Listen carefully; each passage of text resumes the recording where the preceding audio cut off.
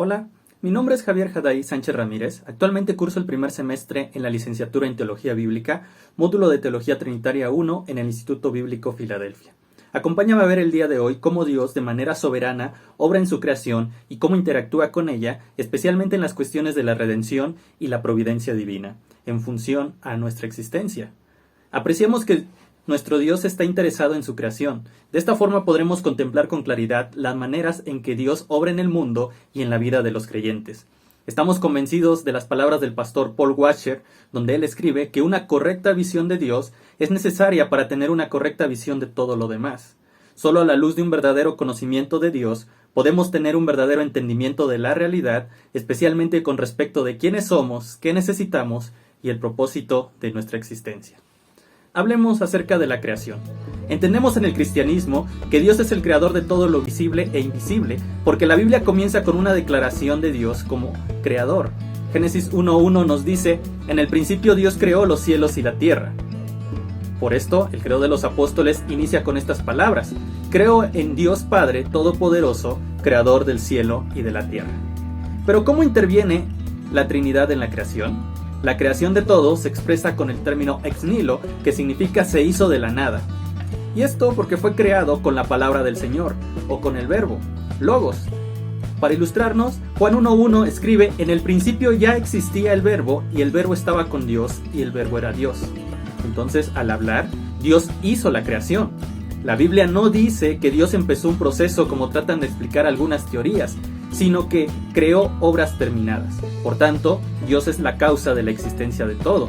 Esta verdad ha sido expresada en la Confesión belga del siglo XVI.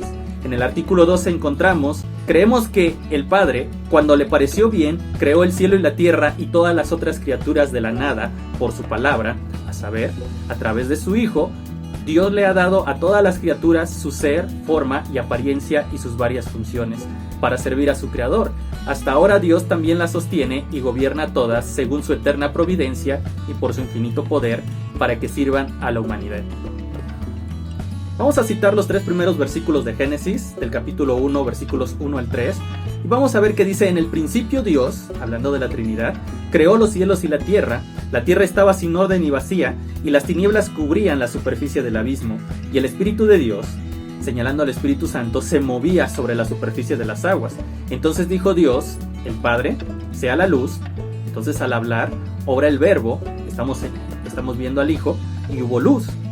Por lo tanto, la Trinidad continúa su intervención en la creación en cada paso y con un propósito, haciendo que todo exista con su palabra.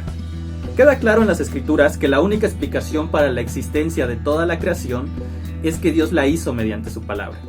El Salmo 33:6 nos dice: por la palabra del Señor fueron hechos los cielos y todo su ejército por el aliento de su boca. Sin embargo, hoy día es común oír a físicos ateos diciendo que las leyes de la física hicieron todo de la nada. El problema con esta afirmación contraria a las Escrituras se encuentra implícita en la misma declaración. Algunos científicos, como el Dr. Stephen Meyer, han llegado a declarar: las leyes requieren de un autor. Los físicos hoy en día admiten que el universo no es eterno, sino que tuvo un inicio. De manera muy clara y simple, el rey David lo expresó así: los cielos proclaman la gloria de Dios y el firmamento anuncia la obra de sus manos. Hablemos también acerca de la redención. El interés personal de la Trinidad también interviene directamente en nuestras vidas de diferentes maneras, y vamos a verlo directamente en la redención. Para esto, cada persona redimida y santificada, como dice Hebreos 10:14, que los ha hecho perfectos para siempre a los que son santificados, debe su redención a la obra soberana de la Trinidad. Nosotros no hemos elegido a Dios. Sería como decir que un muerto elige a la vida. La redención es la obra completa y soberana de Dios en su totalidad, y Él merece absolutamente toda la gloria. Vamos a ver un poco acerca de cómo interviene la Trinidad en la redención. Vamos a ver algunos puntos importantes. Primeramente, vemos que este proceso tiene sus inicios desde antes de la fundación del mundo. No debido a nuestra voluntad, sino a la del Padre. Vemos que Él nos adoptó como hijos mediante su Hijo, cumpliendo su promesa protoevangélica en Génesis 3:15, donde Él promete un Salvador de la descendencia de la mujer. Vemos que el Hijo es quien nos escogió, y también vemos que también el Padre Mientras el Padre y el Hijo nos escogen, el Espíritu Santo nos confronta con nuestro pecado, y el Padre es quien nos trae al Hijo, Él es quien nos llama, y el Hijo quien intercede por nosotros frente al Padre. Vemos que el Espíritu Santo, con Él fuimos sellados para la redención. Vemos que Él es nuestra garantía.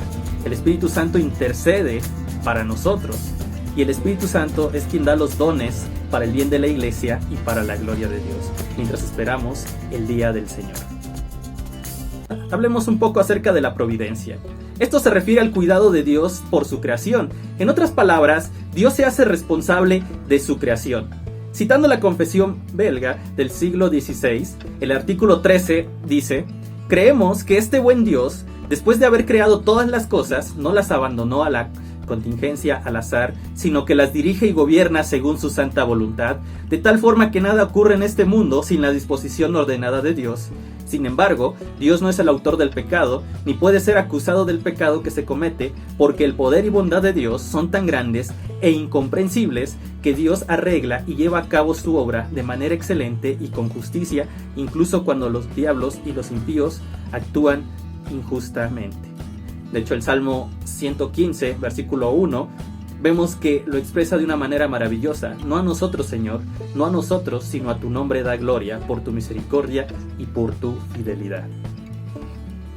Hablando acerca de la soberanía de Dios, de Westminster, en el capítulo 5, en el primer punto, Dios, el gran creador de todo, sostiene, dirige, dispone y gobierna a todas las criaturas, acciones y cosas, desde la más grande hasta la más pequeña, por su sabia y santa providencia, conforme a su presciencia infalible y al libre e inmutable consejo de su propia voluntad, para la alabanza de la gloria de su sabiduría, poder, justicia, bondad y misericordia. John Calvin, vemos que lo describe e ilustra que la soberanía de Dios es que Él tiene el control desde un timón y que Él le prevalece sobre todos los eventos.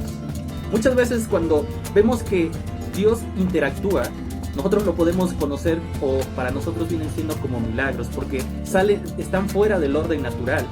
Sin embargo, para el creyente sabemos que es la voluntad de Dios la que está actuando y no un simple hecho de la suerte, como muchos dicen. Muchos han comentado acerca de los milagros. Pero cuando sabemos que Dios nos sustenta, porque Dios tiene el sustento de la creación, la preservación de todas las cosas dependen totalmente de su voluntad y gracia de Dios. Entonces, sabemos de que no existe tal cosa como la suerte o la fortuna. De hecho, mientras más conocemos al Señor, podemos decir junto a Calvino: pero el que ha aprendido de la boca de Cristo que todos los cabellos de su cabeza son contados, buscará más allá de la causa y sostendrá que todo evento cualquiera es gobernado por el consejo secreto de Dios. ¿Alguna vez habías escuchado acerca de la concurrencia divina? Bueno, esto es curioso, porque todo está bajo el control de Dios. Si hubiera algo que no esté bajo el control de Dios, esto lo bajaría de su trono soberano y de su título de todopoderoso. Dios es considerado omnipotente. No hay nada que ocurra en el mundo sin que Dios lo haga o permita mediante causas secundarias.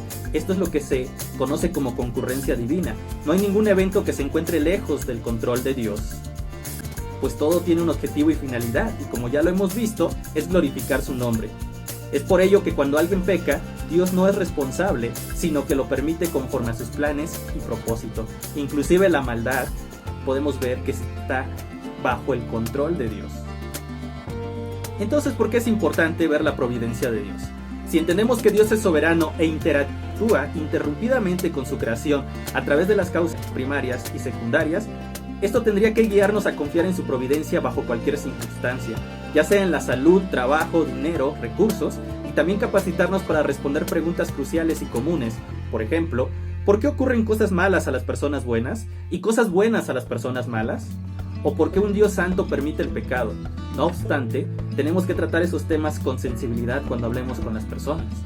La paz y confianza que experimentamos los creyentes no es por lo que vemos, sino por lo que sabemos y vamos conociendo de Dios a lo largo de nuestra vida. Parte de ello es su control soberano y absoluto sobre toda la creación. Esta seguridad nos llevará a cumplir el deseo de Dios, y ese es que sea glorificado y honrado por sus criaturas. Amén.